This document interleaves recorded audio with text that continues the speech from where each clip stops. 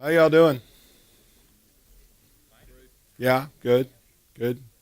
Everybody's like excited. Yay. Conference is over. I get to go home. Yay. That means I have to go back to work tomorrow. Yay. Yeah, okay, maybe not a yay. All right. I'm going to give it maybe another 30 seconds for that guy in the green shirt to sit down. Yeah, you. We're waiting on you. It's all just you. Yeah, not you, blue shirt. Come on. You're jealous. I know. You want all the attention, but. All right. So, before we get started, one of the things that they teach you in speaker school is to get to know the audience a little bit. So, you do that by asking a series of questions. So, how many of you like long walks in the rain? Welcome to Vienna. Seriously, how many of you are currently an architect? Architect somewhere in your title. Maybe about half a dozen hands being raised, another half a dozen trying to do it very, very subtly so nobody else knows. And then there's one guy down here, no, not architect. How many of you want to be an architect, have a job with architect somewhere in your title? Like 3, 4, 5 people like, well, okay, if everybody else is saying it, sure, I'll do the same. Okay, so that's like 12 people who are architects and another 12 who may sort of kind of want to be an architect. The rest of you, those of you who did not raise your hand to either question, what the hell are you doing here? Seriously, why would you care? You know, just let me write code, to heck with what the architect says. Why would you care? While you ponder that, that's me. Does anybody care? Didn't think so. Moving on. Here's the deal. Architects are fun to make fun of, right? Architects are those guys that stand in front of a room with PowerPoints and Visio, and they're usually part of an architectural committee whose job, it seems, is to make sure that no project actually ever ships. Right? They create architectural guidelines. They're part of architectural review boards. Neil Ford, who many of you saw yesterday morning, has a great term for the guys who are part of architectural committees. It's a blowhard jamboree. Bunch of old graybeards who haven't been coding since COBOL was like the thing, sitting around in a room describing to people how they should write software using tools that are at least 40 years old, right? When they've been using programming languages that are older than some of the people actually programming, something may be wrong here, right? For many developers, it's not entirely sure what an architect is, what an architect does, which leads many developers to conclude that, as the slide says, architect is Latin for cannot code anymore. It's actually true. They discovered it on a Roman tablet somewhere. I think it was an early generation iPad. It turns out that architecture does actually have a purpose. It is not where programmers go to die.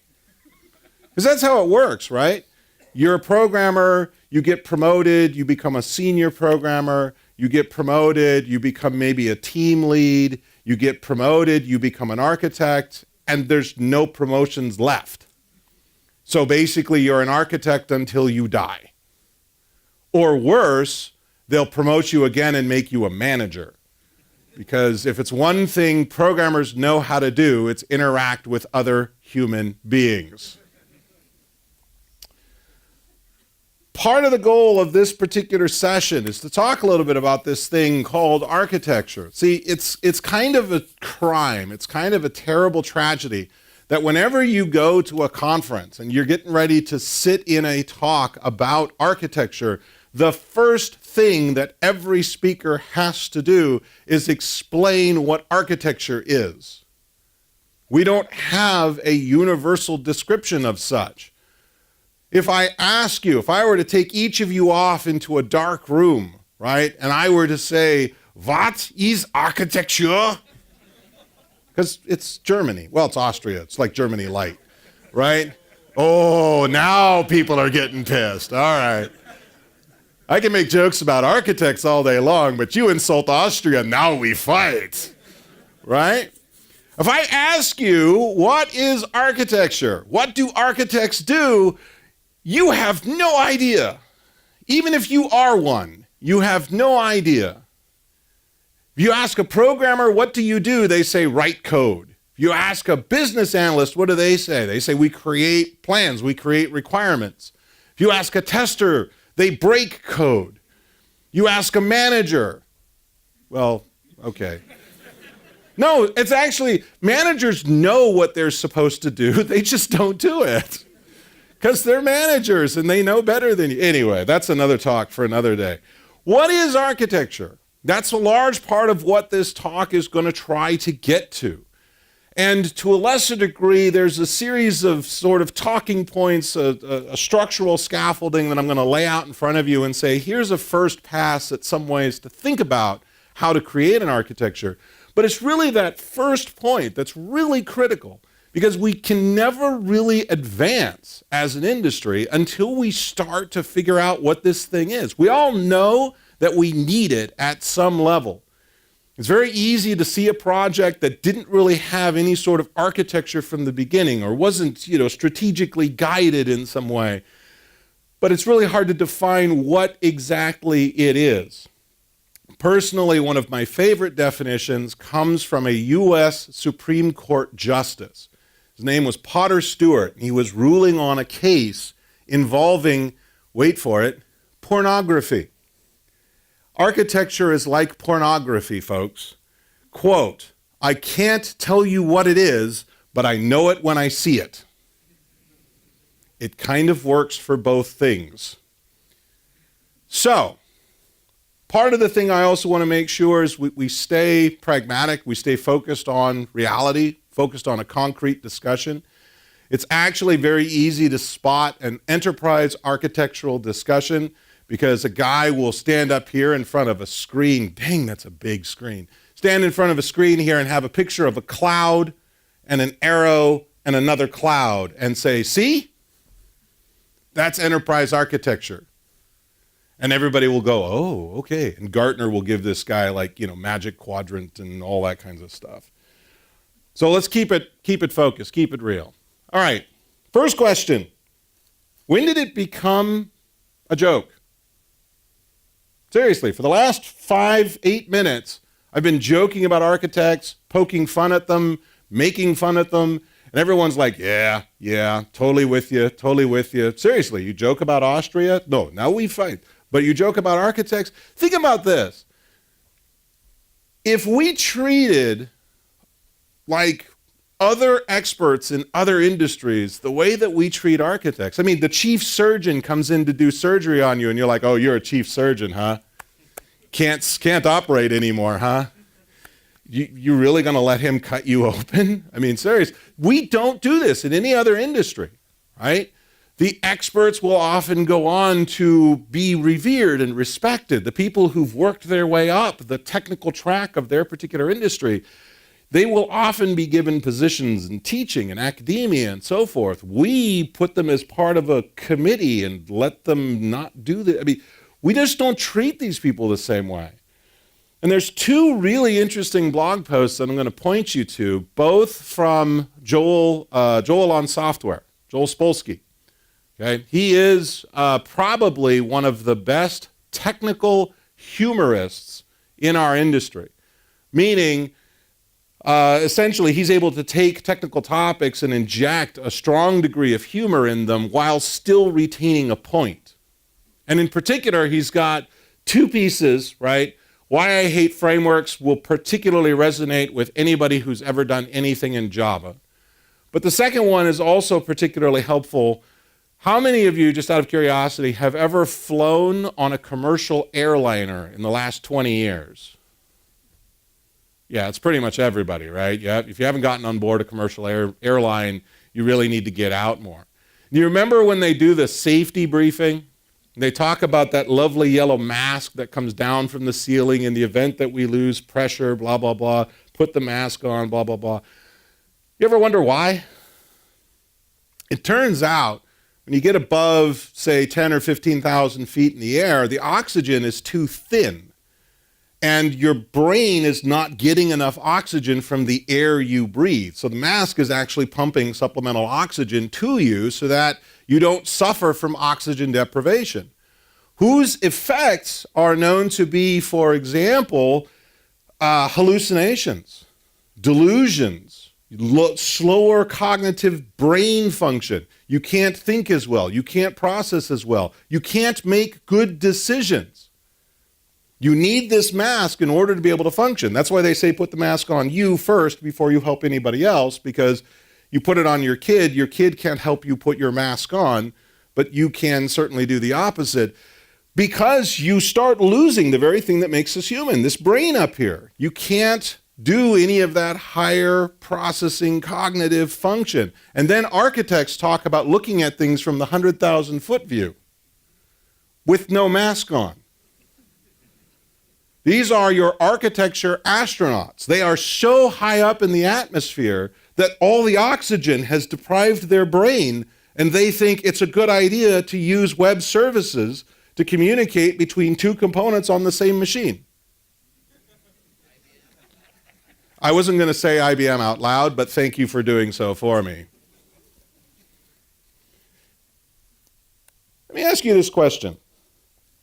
Are those two buildings, are they the same? No. I mean, forget identity for just a second. Are they equivalent? Is there anything about them that is reasonably equal? Yes, some guy in the back's going to argue with me. Yes, they have 4 walls and a ceiling. Okay, so they're both of type building. But reasonably speaking, if I asked you to build the one on the right and said, how long will you take? What sort of process will you take? What materials would you use, etc.? Would they be the same as the building on the left? Everybody's like, dude, get on with it. You've made your point. And here's the interesting thing. If you bring your boss, your manager, clueless though he may be, if you bring him into the room and say, are those two buildings the same? Chances are very good he will say, no, they are not the same. And when you say, would you build these two buildings the same? He would say, no. You would use different materials, you would use different process, you would certainly use a different level of expertise, because let's be honest, right?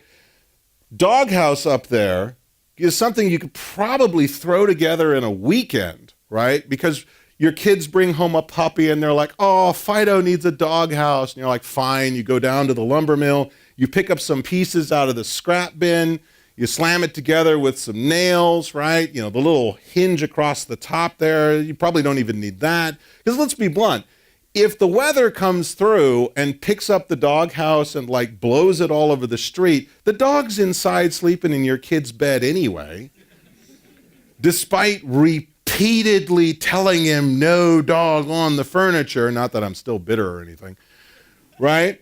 And so the dog, I mean, you don't need to worry about all of the things that the Twin Towers down here most clearly do need to worry about, right? If those blow away in the weather in a good rainstorm, we have serious problems. If an earthquake knocks down the doghouse, again, Fido is probably indoors. If an earthquake knocks down these buildings here, the capacity, the maintenance, the refactoring, to be able to rearrange some of those floors to convert them from residential to commercial, et cetera, et cetera. These two buildings desperately need to be built differently. And pretty much anybody who's not a software developer will recognize this. And yet, they seem to be entirely clueless when it comes to software.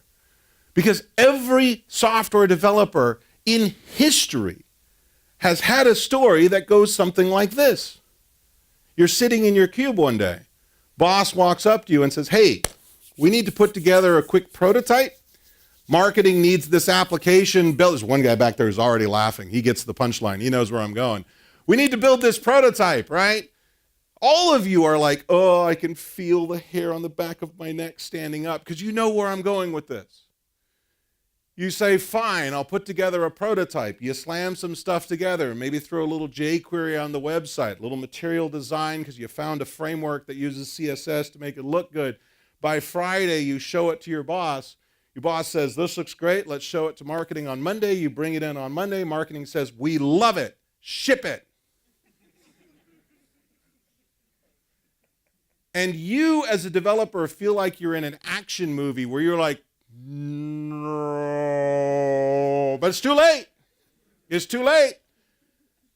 They've shipped it. They've put it into production. It is now a mission-critical application, and your name's on it.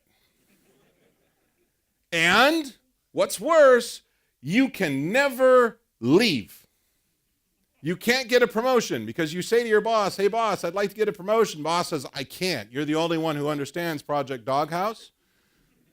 And I need to support this application. So you're like, fine. I want to transfer departments. Nope. Mission critical Project Doghouse. You're fine. Fine, screw it. I quit. You go work for another company here in Vienna. And one day you're at a Christmas party with a bunch of other geeks, and some guy comes up to you and says, wait, didn't you work on Project Doghouse? I think I inherited that code. So you run screaming from that party. You get on a plane. You fly to Seattle. You get a job there. You're working, and one day you get a phone call. Yes, is this Mr. So-and-so who worked on Project Doghouse? No matter how far you try to run, they keep dragging you back in. So, the next time it happens, because you know there's a next time, boss walks into your cubicle and says, hey, we need to put together a prototype for marketing. And you're thinking, I know how this ends. You're not going to fool me, manager type. No. I know exactly how this ends. This is going to go into production. So then on Friday, he comes to talk to you, and he says, hey, how's it going? And you're like, boss, we are kicking ass and taking names. We've just about finished iteration 0. We've identified our major architectural components. We've created a Kanban board. I've identified the resources we're going to need. I've lined up the necessary server space and cloud hosting we're going to have. We've already figured out which container architecture we're going to use. I've already sort of figured out how the management and monitoring is going to work, right? We're going to start execution, and we should have this thing ready to rock and roll in production in like 6 to 9 months. And your boss looks at you and says, you idiot. I wanted a prototype. You're fired. And you're happy because you knew how this story was going to end. And even if you've never lived this story, there's this theory of psychology that says that we are all connected via collective unconscious, right? Sort of like the Force. The first time a programmer was forced to put a prototype into production, we all felt it. It was like Alderaan all over again. Programmer voice crying out in agony and then ending suddenly as if something tragic has happened, right? We all know this story. We all know how it ends, even if you've never lived it. And so you clean out your cubicle and you go home convinced that your boss is an idiot. And he writes up the paperwork to fire you because he's convinced you're an idiot. And the truth of it is, you're both idiots. I don't know why, I just got on a roll there. Sorry about that. How does this happen? How does a normal, rational, processing human being look at software and not understand the difference between a prototype and a production application? There's actually something that's very, very critical to understand about software. How many of you seen the movie Tron? Not the first one, the second one, the one that just came out. Jeff Bridges is now an adult, his kid, etc. Tron Legacy. There's a really good piece from the music there, and I want to play it for you because I think it's really, really important. Here we go. It's called The Grid, sort of before cloud was a big thing.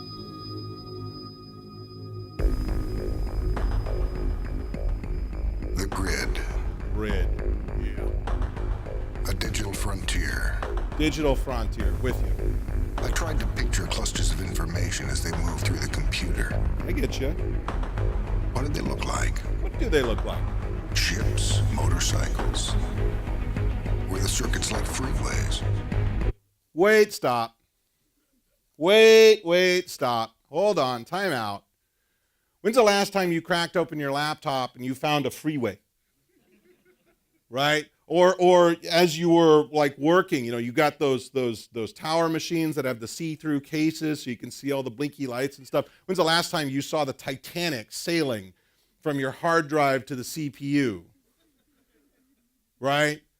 Because, okay, maybe that's the layman's interpretation of what we really know is going on here. Because when you crack one of these bad boys open, you're going to need a microscope, of course, but when we crack these things open and we look at the motherboard, we see objects, we see threads, we see a garbage collected heap and a garbage collector, something moving around and picking up these objects and putting them someplace else so they're now accessible, right? We see packages, we see modules, that's what's really here, not ships and airplanes and motorcycles and so forth. Although the ship thing would kind of make sense, it would explain Maven. Because when you start a Maven build, the Titanic has to roll out down the internet and onto your machine, right? Seriously, when we crack one of these guys open, what do we see? If you get out a microscope, when a doctor says, are you ill, and they want to take tests, they're using a microscope, they're looking at your blood, they're peering inside to see how everything is operating. When we open this thing up and look, what do we see?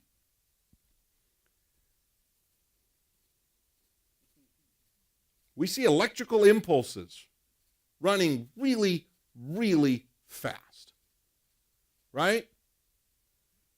Where are the threads? Where are the objects? Well, it turns out that's an abstraction on top of an abstraction, on top of an abstraction, on top of an abstraction, on top of an abstraction, on top of an abstraction. It's layers upon layers upon layers upon layers upon layers upon layers, upon layers upon layers upon layers upon layers upon layers upon layers.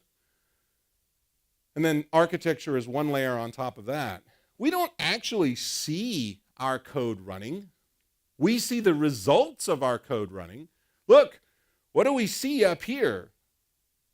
We see pixels. We see light. We see representations. We see what the software has produced for us. We don't actually look at the software.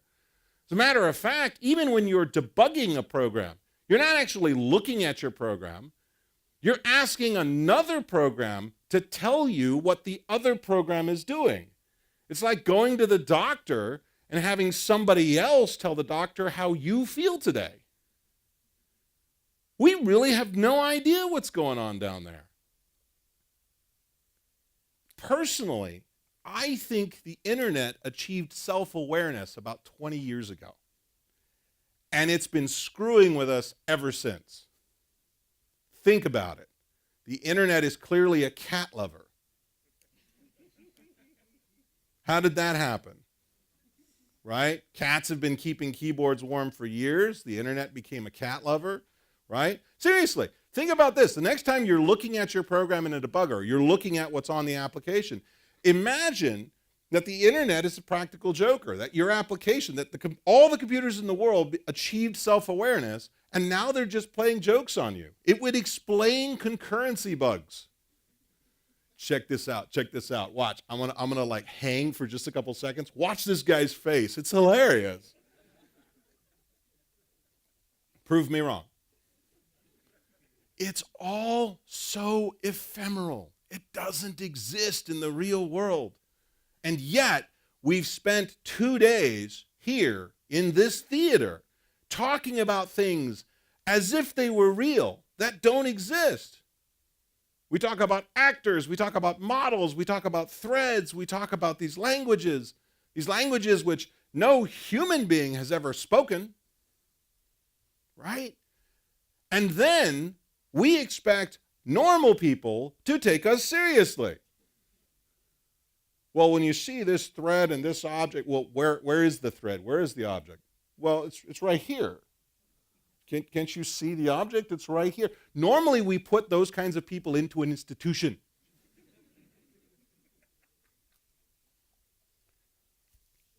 And then, on top of all of that, we add one more abstraction layer, and we call it architecture. Is it any wonder why nobody has any clue what we do, much less what architects do? So let's reboot. Let's talk about what is architecture. One of the things that I like to do whenever I'm trying to sort of figure out a particular concept, particular idea, etc., is to go back to dictionary definitions, right? Because unless we agree on the meaning of a term, it's really hard to have any real meaningful conversations about that term. So just randomly pulling from a dictionary site online, I find this three-part definition of the word architecture. Building design, the art and science of designing and constructing buildings.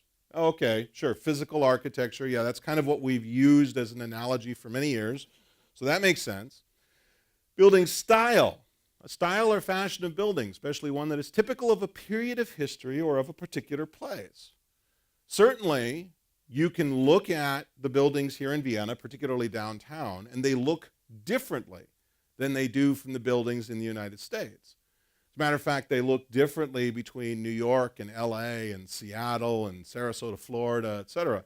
And it's not all just about when the building was constructed. A lot of it has to do with the style in which the building was constructed. We talk about modern architecture. In the States, we talk about European style architecture, etc., etc. So that makes a certain amount of sense. Now, how that applies to software, we'll have to punt on for just a second, because the third definition looks to be much more appropriate.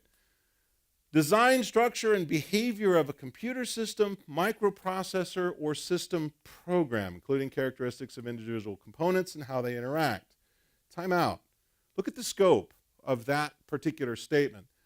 Computer system, microprocessor, or system program.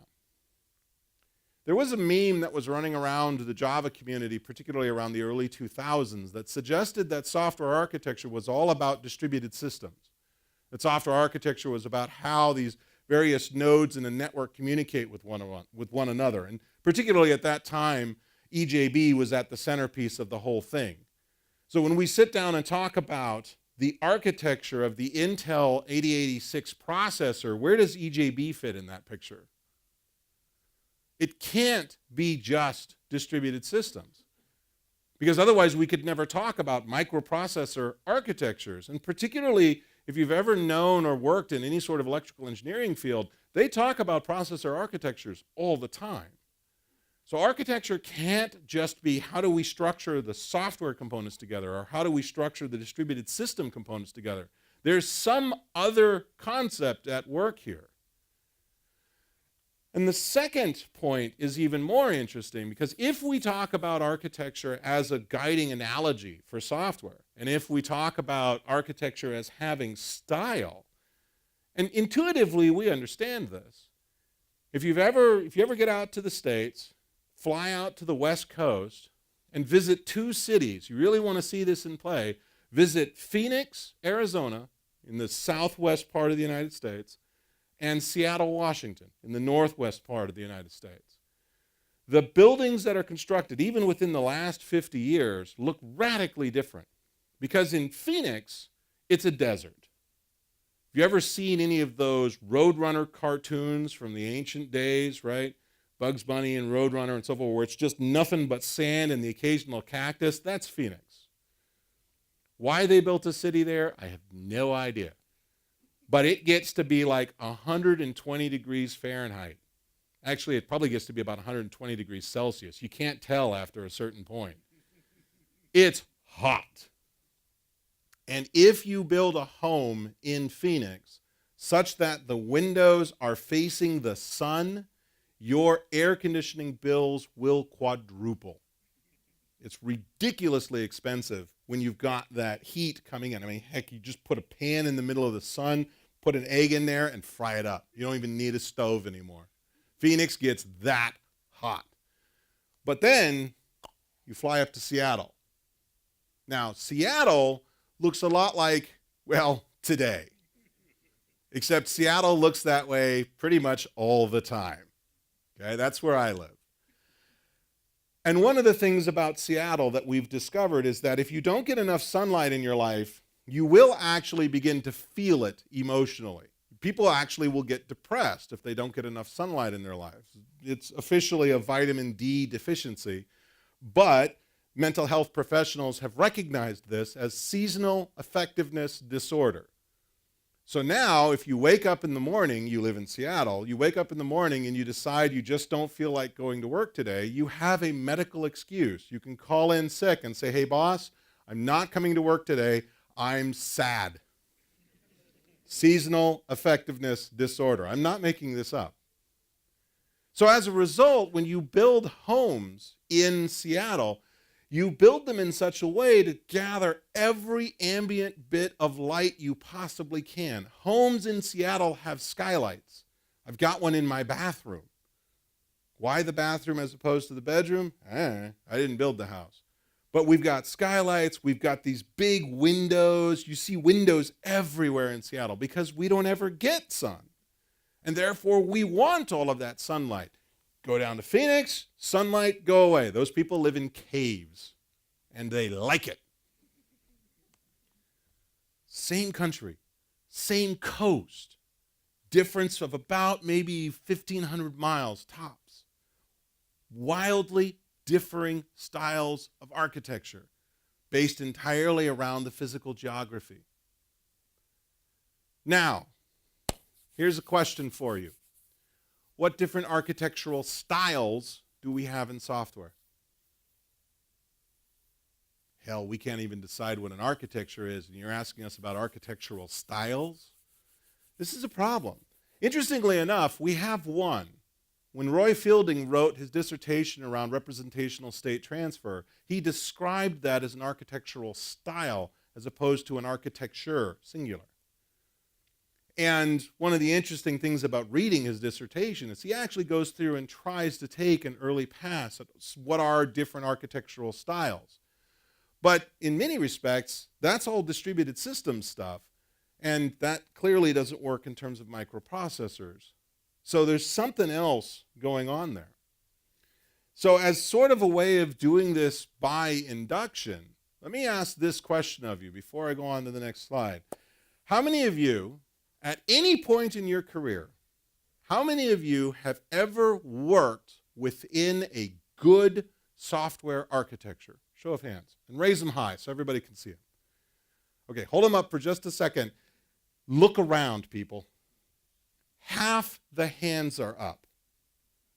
Across the entirety of your career, half of us have worked as part of a good software architecture. That's tragic. That's a good question. What is good? So those of you who had your hands up as part of a good software architecture, what defined good? What's that? Fits good into the environment. So the environment being what? Available machines. So if I hand you this old 486, your architecture will run on it? If I pull out an old 486 machine and I hand it to you and say, here, make your software run on this. No? Well, then how good can it be, really? Seriously, right? He's actually touched on a really critical point, right? If we go through this exercise, if we actually nail it down and say, okay, what makes a good what made it good in your particular case? Some people will say, oh, it was scalable. It had scalability. Okay, and other people will say it had a lot of flexibility in it. And some other people will say it was very fast. Some others will say it was very, easy to maintain. It was easy to understand. There are all these terms that people will make use of. I sat down one day and just started listing out all of the different ones that I saw, could think of, or found after quick searches. Integrity, meaning it all hangs together really well. Simplicity, reliability, extensibility, maintainability, modularity, recoverability, composability, parsimony, scalability, security, performability. Okay, that's not really a word. I made it up because performance doesn't end in "itty." Longevity, et cetera, et cetera, et cetera. And here's the interesting thing. If I ask you to think about that software architecture that you said was good, And then I say, okay, can you take that software architecture and build for me World of Warcraft?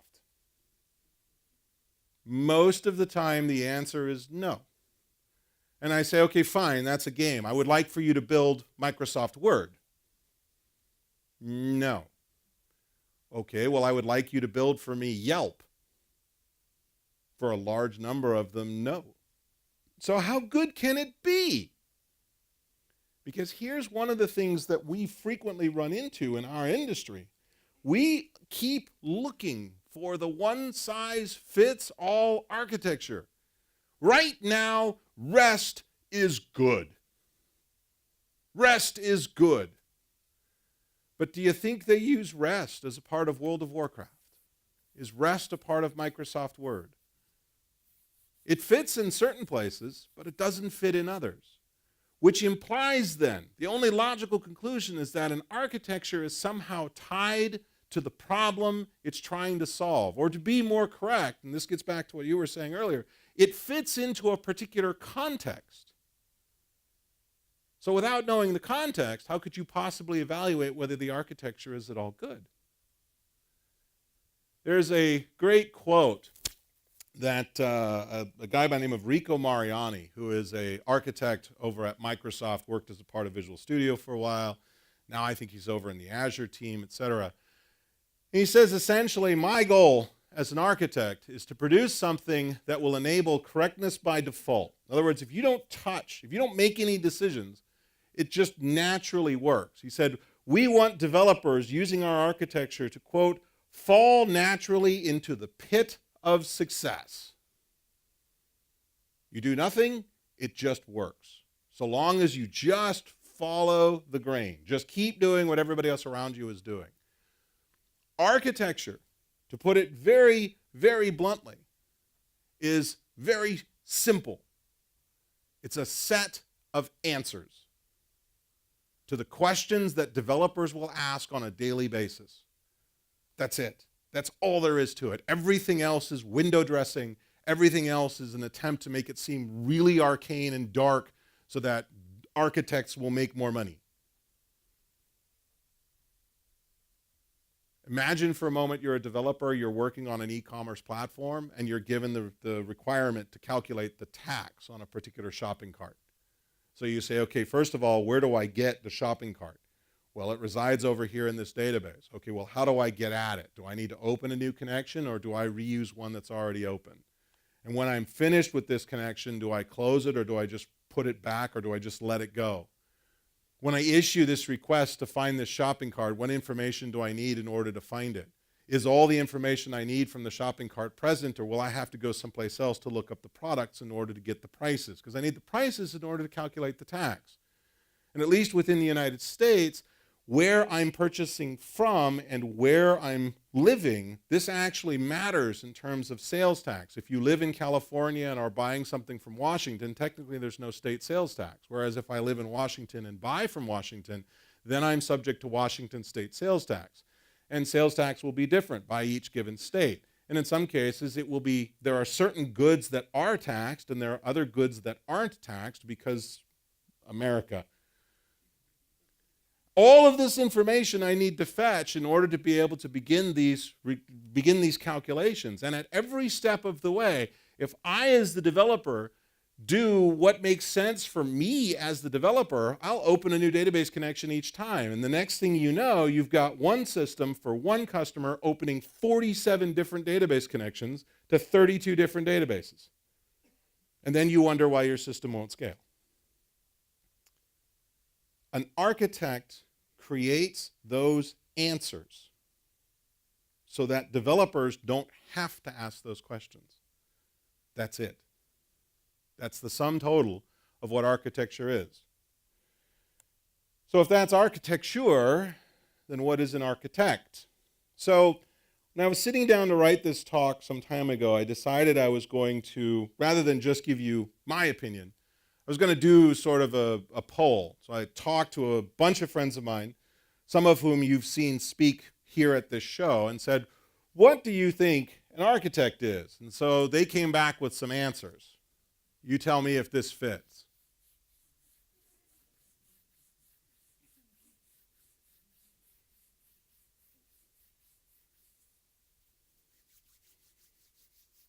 How many of you know one of these people?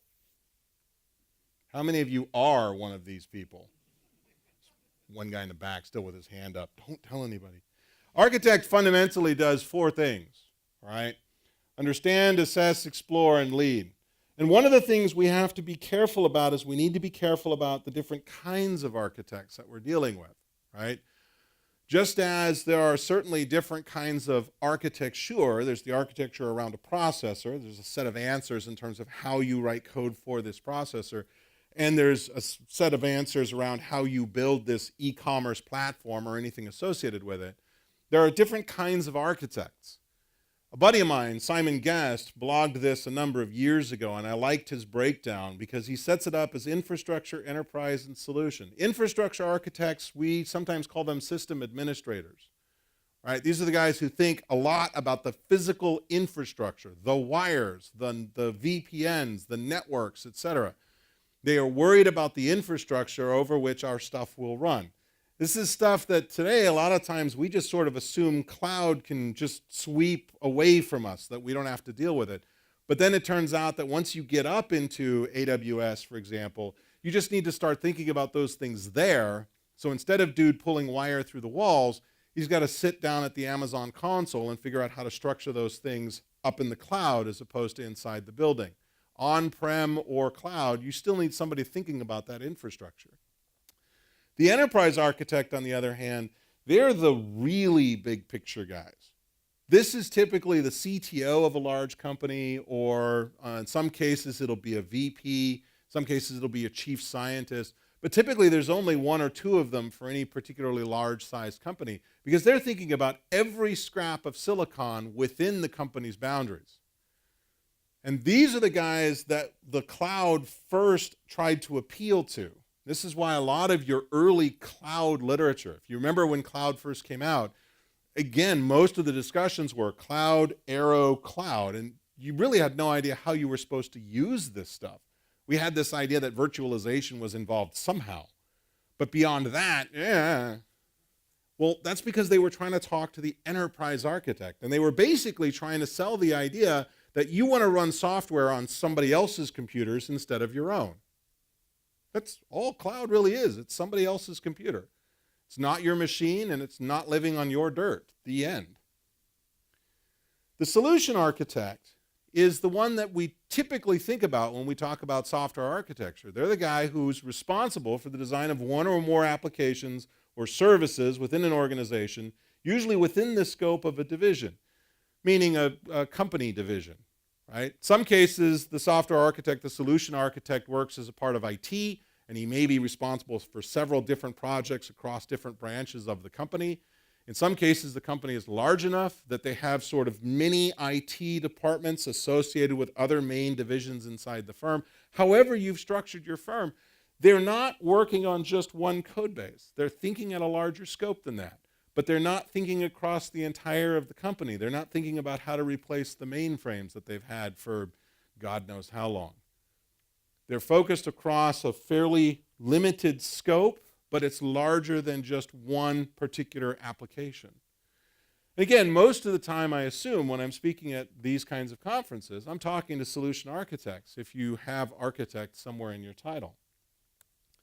So the first thing that you need to do is you need to understand. You need to understand what you're trying to do. You need to understand the context. You need to understand the problem. This is one of the reasons why we frequently expect architects to have some degree of domain knowledge. It's actually somewhat difficult for an architect to be able to create a good software architecture if they have no idea how the business does its business. We keep perpetuating this myth. We keep assuming that somebody can walk in from the street, really, really smart technical guy, sit down, talk about all of this architecture stuff without ever really understanding what it is exactly you do. There's a company that I've been doing some consulting for. They sell crop insurance to farmers. Okay, the kind of system you build for representatives who are going to get in a car, drive out to a field, sit on a tractor with a farmer, it's going to look differently from an application that is designed for people who are all sitting in the same building. There's going to be different needs. There's going to be different reliability concerns. You can imagine, looking at the soundboard here, you can imagine each of these sliders is a different one of those itties. How much reliability do you need? How much security do you need? How much scalability do you need? The crop insurance company, they've only got about 250 representatives. So scale, not a problem. Not really an issue, not something we have to worry about. You're building an application for the HR department and all 10 people in that department need to use it. You don't need to worry about scale. This is not an issue. And then somebody in the audience will say, but, someday somebody will have us take that 10-person application and roll it out to a Fortune 500 where 10,000 people will use it. That is absolutely true. That is absolutely true. That could happen. It is also possible that a rock will fall out of the sky, hit you, and you die. And therefore, you won't care anymore. If we start playing the what-if game, this is why the Agile guys, the extreme programming guys, came up with that acronym, YAGNI. You ain't gonna need it. Worry about that then. Oh, but architecture is so hard to refactor. That's true. But the flip side of this argument is if you try to build something that will be able to scale to 10 or 100 or 1,000,000 people, you will spend a phenomenal amount of time working on something that the business doesn't care about. And that is every bit as much of a crime as having to go back and rewrite this application when the context changes. You need to understand where you are today. And part of that means understanding the constraints. How much money do we actually have to work on this project? How many people can we allocate to this project? How many people can we hire to work on this project? What are their skill sets? One of the things that is unfortunately fairly common is a lot of times you'll come to a conference like this and you'll be shown something really, really cool, right? Just before this, Hadi Hariri was in here earlier today talking about Kotlin. It's a great language. I would thoroughly recommend everybody use Kotlin. How many people in here have ever used Kotlin on a professional project before now? Show of hands. Uh-oh. Because if you now build a software architecture that has Kotlin at the center, you may have done something irresponsible. Or else you have to factor in how people will come up to speed on that thing. Ditto for Docker, ditto for Kubernetes, ditto for Amazon, ditto for Azure, ditto for anything. You need to find where that sweet spot is between bleeding edge, leading edge, and legacy. Where exactly does your company want to be with respect to those technologies? And in some cases, that's not your call to make as the architect. You may say, yeah, definitely, boss, we are going to go all in on Kotlin. And your boss says, no, you're not. Because I have to go to the HR department and describe to them what Kotlin is so that they can go looking for it on resumes. And it's not just about doing a keyword search, because clearly nobody here has it. So then how do we translate that to Java? If you've got a Java developer who's got 15 years of experience, does that make them a good Kotlin developer? If they've got Haskell for 3 years, does that make them a good Kotlin developer? What if they've got Android for 3 years? Does that make them a good Kotlin developer? I don't know, boss, I just want to use Kotlin. Well, no. See, these constraints matter, and they matter more than the project itself in some cases, because the project will have a lifetime. It will keep going. Right? There is a dimension. There's a fourth dimension to all of this. Fourth dimension, of course, is time. And time has this annoying habit of changing shit. How many of you, again, have flown on a commercial airliner within the last, say, year, 2 years, something like that? Aren't those mobile apps really cool? The mobile apps that you get from the various airlines so that you don't even have to print your ticket. You can actually just, check in online using the app. Up pops a little QR code, right? You get to the airport, you just scan this thing, walk on through. You don't have to talk to anybody. It's awesome. Except when you get to security and then they make you take all your clothes off and bend over and cough and, all of that stuff. Or maybe that's just American TSA. I don't know what they do in Europe. Point is, those apps didn't exist, right? They didn't exist. At some point, and I actually remember when this transition occurred, somewhere around, if I remember right, the early 2000s, one airline, I think it was Southwest, I take it back. I think it was United, first of all, said, okay, normally when you get to the airport, you've got to walk up to the counter, stand in line, show them your identification. They print out a paper ticket, give it to you, and you go do your security thing. And United said, why does it have to be our paper? And somebody said, well, I guess it doesn't. So they created a website. You go online, type in your information, print out your boarding pass, because they're still going to check your ID when you go through security. So they don't really need to talk to the person at the kiosk. You just, here, let me just print out the piece of paper and walk over and show them the thing and move in, right? And then somebody said, well, okay, why does it have to be paper? Why can't it just be an app? And the interesting thing about in each of these cases, the first airline to come up with this had a huge competitive advantage, right? Because the idea of getting to the airport and walking right past the counter and all those people standing in line and just go straight past those folks, you felt pretty good. You're like, suckers, technologically impaired, right? You poor saps, you have no idea what you're dealing with as you're carting your dead tree, right? You got this piece of paper, I'm going to walk over there. Well, then I've got the Delta app, so I don't even need a dead tree, right? I got a little QR code that, sooner or later we're going to get to a point where you just flash your mobile phone at folks and just walk right onto the airplane because they'll scan you when you leave your house or something, right? At each point, this created a competitive advantage for that particular airline. Now, let's rewind for a second. Somebody up there in the airline management chain said, wouldn't it be cool if? And they walked downstairs to the IT department and said, we want to do this. And all the architects went, shit. We never anticipated this feature. How could you? It never existed up until this point. You never even thought. If you did think about it, you probably would have walked it upstairs to management and they'd said, that's a great idea. Go tell the other architects that, in which case now they all hate you, right? At each point, that created a competitive advantage. And then for all the other architects and all the other airlines, they had to now race to keep up. The point is, time changes stuff. And so you need to make sure that you are in line with that, not only around the business and domain needs, but also around the technology needs. Used to be, we were talking about virtualization, VMware, Parallels, etc., VMware Enterprise and all of that stuff, VMware Server. Now all of a sudden it's Docker. And that will change.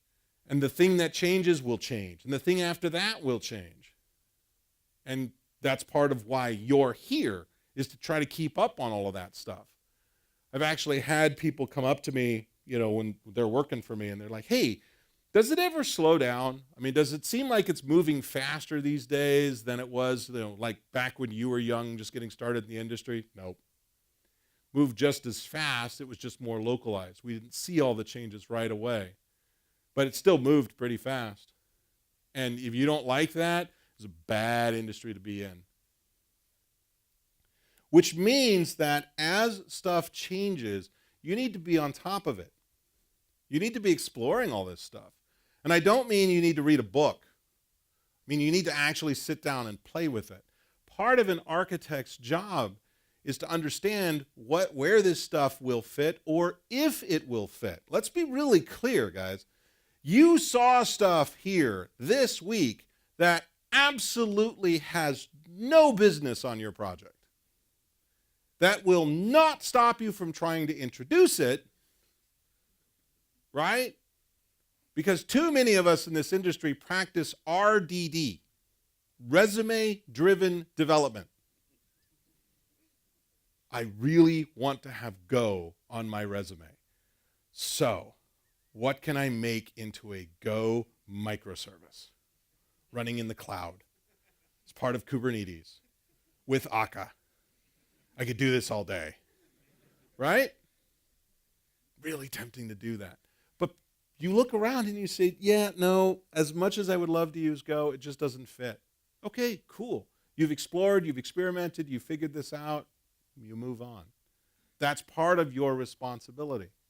In many respects, part of your job is to herd the cats, the developers, because they're going to be doing some of this stuff themselves at a little bit lower scope. I think in a lot of ways, the better metaphor, rather than thinking about architecture in terms of physical buildings, I actually like the idea of music and a band. You look at certain bands, right? You look at certain rock bands, 3, 4, 5 members is the typical number there, versus a symphonic orchestra, 100 musicians all collectively producing beautiful music. They both produce beautiful music. But for some reason, the rock band doesn't need that guy. And the orchestra does. Why do we need that guy? Because all he's really doing, I mean, if you ever go to a symphonic performance, all dude is doing is standing up there going like this, right? And occasionally going like this. Your late trombones, right? It's all he's doing. He's just waving his hands around. Shit, I can do that. Pay me millions. What exactly is the conductor doing? Well, it's not just what he's doing during that performance. It's everything he's done leading up to that performance. He is describing the tenor, the feel, the flavor of the music. How fast do we want to play this? Do we want to change our tempo in various places? And he's herding the cats. He's making sure that everybody is more or less following that same script. Anybody starts to get really wildly solo about it, he's there to kind of, soothe them back down and say, no, your solo comes in about 4 measures. Don't start right away. In a rock band, there is usually some person within that group that is sort of the understood leader. They're kind of describing the flavor of the music. They're describing when exactly, how we want the bass line to look, when the drummer will have a drum solo, whether we're going to have a guitar solo, how the lyrics are going to fit in, et cetera, et cetera, et cetera. And occasionally the group disagrees as to who that leader is, and that's usually when the band splits and then they have a reunion tour 20 years later and make millions and retire or die, whatever. Right? But when you've got 100, 120 some odd people, you always need the conductor. He always needs to be there. But whether or not he's standing at the front waving a stick or whether he's actually one of the musicians kind of depends on the group dynamics. This is part of the reason why, first of all, software development teams tend to be smaller. Because it's much easier for him to direct if he's got a fairly small group of people to do it with. This is the other reason why we prefer coding architects. You're actually playing the music. You get to feel kind of how the music feels as a coding architect, as opposed to somebody on the architectural committee who's just standing up there and talking all day. You will actually feel the feedback of your decisions much more quickly, as opposed to the non-coding architect who will say, you all should use web services. And then you have to wait for the feedback to reach you someday as to whether or not that was a good plan. Agile in particular is all about feedback. And the sooner you can get that feedback as an architect, the far better your architecture will be over time. And I think I said all of this stuff. Yep. Moving on. You can also think about this in some respects as part of being a director, movie, stage, play, etc. They're not actually on the stage, but they're showing how the larger picture fits. There's lots of different analogies that we can use.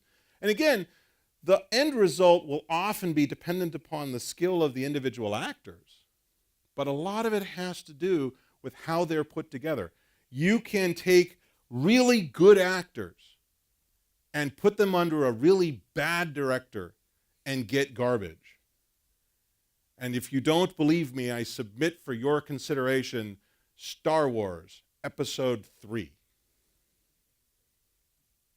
Natalie Portman, great actress. Terrible movie for her. She's actually convinced, by the way, in case you weren't sure, you hadn't heard this, she's actually convinced that that movie has killed her career. Nobody will actually hire her to do other movies, or so the story goes. Now, one of the things that rather than just talk, waving my hands around significantly, what I wanted to do is I wanted to leave you with what I'm calling a proto-catalog. Catalog implies some degree of officialness to it, like somehow this has been vetted, and this hasn't. This is simply my own ideas around software. The idea here is not just pick one from column A, pick one from column B, pick one from column C, boom, you have an architecture. The idea is more of a mental scaffolding. It's an idea of thinking about a variety of things just to try to constrain some of your thoughts, just to try to kind of think about, okay, when we get to communication, how will components communicate, what parts, how does the technology, a communication technology, how would that fit in an architectural perspective? How does my architectural perspective constrain the communication stuff I want to use? It's just a thought tool. I broke it out into 6 basic elements: communications and distribution, presentation interaction, state management processing, resource management, and then the catch-all category is tools, because everything we do can be classified as a tool in one way or another. Communication is essentially a 3-part tuple.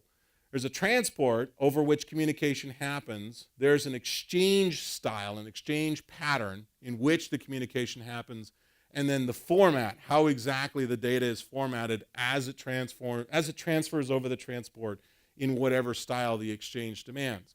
It's fairly easy in some ways to see how this relates to various distributed technologies. For example, if we talk about Corba, some of you may be old enough to remember Corba.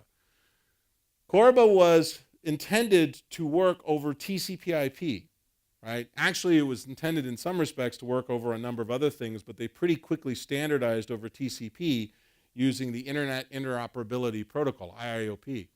The exchange style was very much a client-initiated request-response communication. The client sits here, he begins the communication, opens the socket to the server performs the request, the client is blocking the entire time in between. And the format in this particular case was using Corba's own binary format as described by the various Corba documents. Okay, good enough. The problem is it's a client-initiated request-response format. So if we wanted to try to take this exercise right here, where I am sending stuff to all of you individual nodes, Corba doesn't work particularly well for that, because this is a broadcast-style communication. And it's not client-initiated. I did not come in here and stand up here as a server waiting for you to say, okay, Ted, you can begin the talk now. And even if we had done that, it's not like I walked up to the first client and gave the entire talk, and then gave the entire talk, and then it's okay, guys, I'll be there eventually, and then gave the entire. This is part of the reason why Corba had such difficulties to scale, is it just the communication model just didn't fit. And then when we start talking about web services, HTTP APIs, et cetera, you can see that we're really fans of this request response model, which works in some cases. But if you go talk to Netflix or any of these other broadcast live stream, they use a very, very different form of communication than straight HTTP.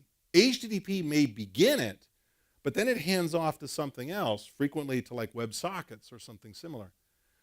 Requires a different form of communication. Presentation is another big thing.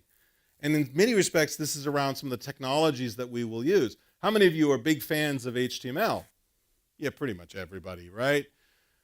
And yet, if you try to do HTML on a phone, I can't tell you how many times my wife has been laying in bed with me, looking on her phone, trying to do something. She's like, oh my God, this website sucks.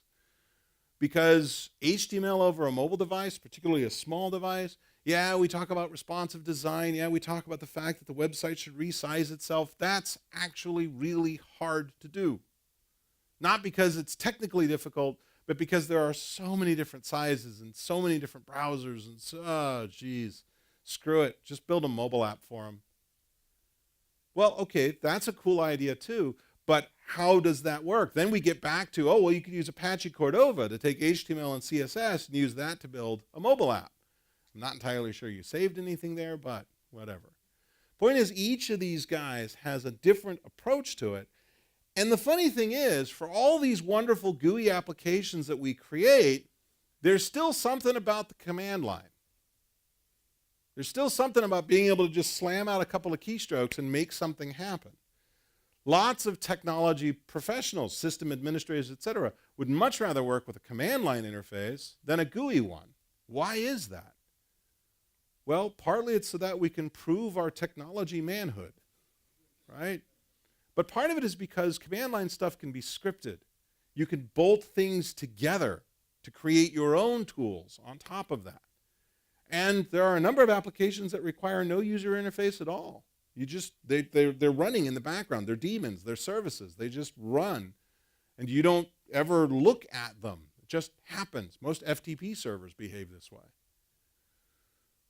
One thing that I really do want to pull out is this notion of perspectives. One of the things that I find really surprising is that there seems to be this idea within the industry that we must have one user interface that does everything. We must have one user interface that has a section up here called admin, and we must show and hide different user items depending upon what your role is within the company. And one of the problems with that is it creates the potential of a security hole. If there's a bug that shows a menu item that shouldn't be there because this person doesn't have that particular role, you have to go through very extensive code and testing reviews to make sure you don't have any of those accidental bugs that will allow for an escalation of privilege. Wouldn't it be a lot easier to just build two separate apps? Build one for your administrators and one for your casual users, and let the admins have the administrator. You still, of course, challenge them, ask them for a password, etc. But now by segregating this user interface into two separate parts, makes it a lot easier to keep track of which one belongs where. For some reason, every time I bring that up, everyone's like, oh, wow, that's actually a great idea, particularly if they've had security issues. State management, where do I keep my data? How do I keep my data? What does my data look like? Question, sir.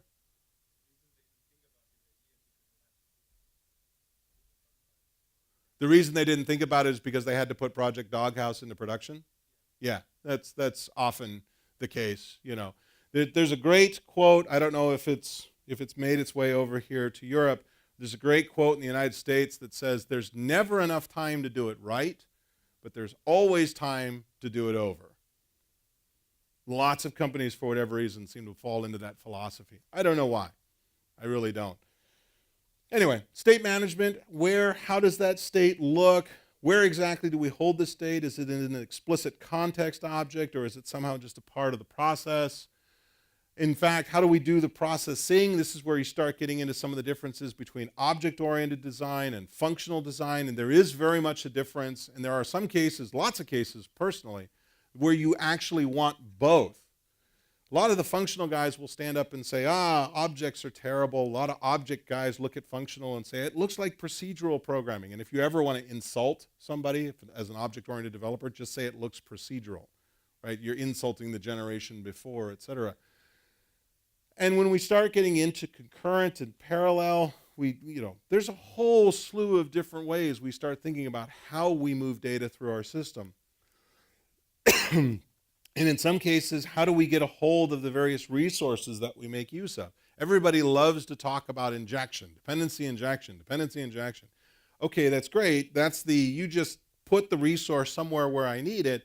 But what if I actually want to decide as a part of my code whether I want to go to A or B? A lot of times a failover scenario, or having a primary and a secondary connection, so that if I don't get data off the primary, I want to go to the secondary. But dependency injection doesn't necessarily work particularly well there. They just sort of assume that the database connection will always be there, will always be working, and you'll never need to go hunt up a new database connection on your own as part of your code. I reject that assumption. I think a lot of times in code, I want to decide where I'm grabbing this connection from under different names, etc. It's still a useful tool, but under particular scenarios. And then lastly, tools, right? This just, like I said, this is a catch-all smorgasbord of all sorts of different things. CI, CD, DevOps, all of that stuff would sort of fall under here. Because in generally speaking, they're not things that users care that much about. They care that you have them. It's kind of like if I'm getting ready for surgery, I care that the doctor washes his hands. I don't care what brand of soap he uses. That's all stuff that users, they want to know you did it, but they don't really care which tools you use. That's very much, personal aesthetic choice. So, where are we? Architecture. As I said, it's a very simple thing. It's a set of answers. That's it. And when you sit down for a presentation and you see an architect stand up in front of you and he brings up this really complicated Visio or this PowerPoint or what have you, what he's really trying to do is communicate answers. This is how you will interact with my system. This is where the data that you need to do your job will live. This is how you will fetch it. This is how you will put stuff into it. This is how communication will flow. This is where your code will live. This is how your code must behave. All of these are answers to questions that you haven't even thought to ask yet. And in some cases, the architecture will be good enough that it has most of those answers covered for you. And if you come up with a question that they don't already have an answer with, you go to the architect, and the architect will say, yep, you're right, we missed that one, so let's do it this way. Or you'll try to get a hold of the architect and they'll be off somewhere in committee and you'll just come up with your own answer, and eventually those architectures are the ones that break down. Which means that as an architect, your job is to create those answers. But the only way you're going to be able to create those answers is if you know the domain and you know the tools and you're following what's happening as a part of the business. And therefore, you can lead everybody else into the right space. You can enable them to fall naturally into the pit of success. And lastly, as an architect, people are going to make a lot of jokes about you. So you better have a very thick skin, because not only will they make jokes about you, they will find flaws in your architecture.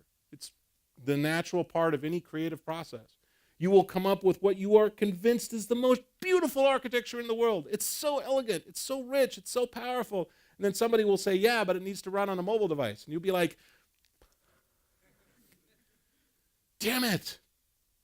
All right, so you just called my baby ugly, and I'm going to have to admit you're right, and then go back to the drawing board and come up with a better one. And if you can't do that, then you probably don't want to be an architect. Thanks for coming to the conference. Thanks for listening. Safe travels. See ya.